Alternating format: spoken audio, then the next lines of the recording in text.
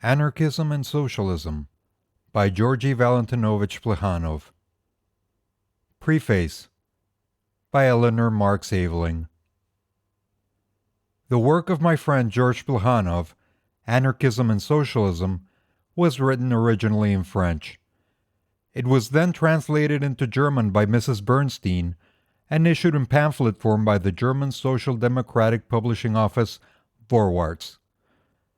It was next translated by myself into English, and so much of the translation as exigencies of space would permit, published in the weekly Times and Eco.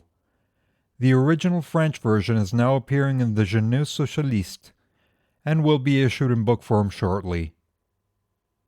The complete English translation is now given to English readers through the 20th Century Press. I have to thank the editor of the weekly Times and Eco, Mr. Kibblewhite, for his kindness in allowing me to use those portions of the work that appeared in his paper. As to the book itself, there are those who think that the precious time of so remarkable a writer and profound a thinker as George Plekhanov is simply wasted in pricking anarchist windbags.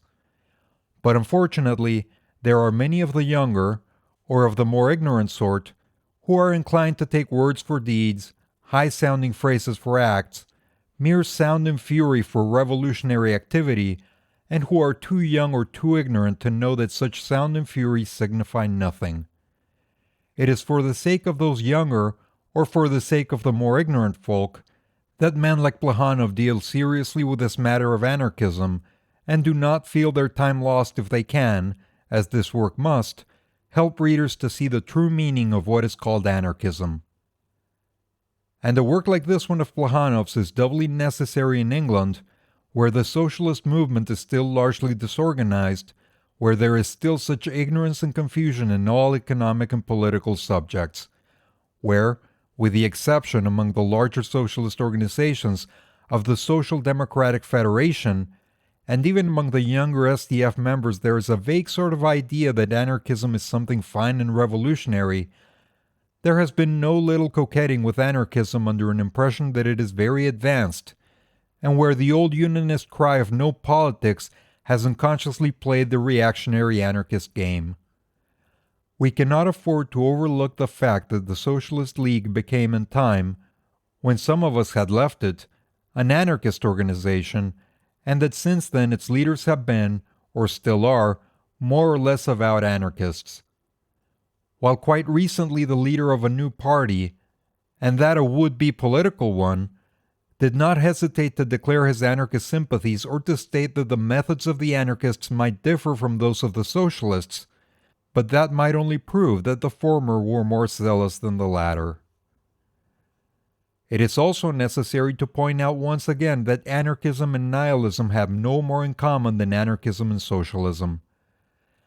As Plekhanov said at the Zurich International Congress, we, i.e. the Russians, have had to endure every form of persecution, every thinkable misery, but we have been spared one disgrace, one humiliation. We, at least, have no anarchists.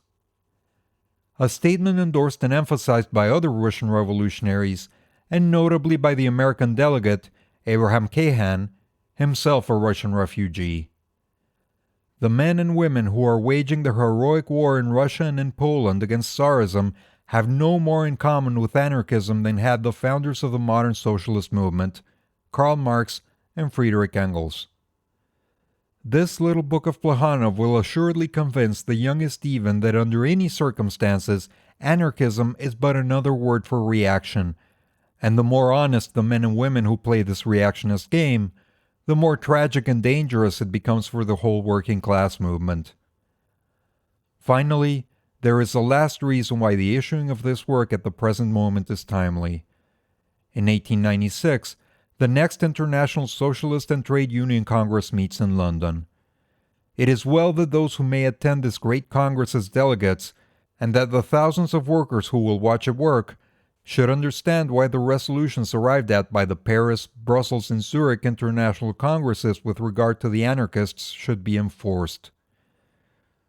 The anarchists who cynically declare workers' congresses absurd, motiveless, and senseless must be taught once and for all that they cannot be allowed to make the congresses of the revolutionary socialists of the whole world a playground for reaction and international spydom.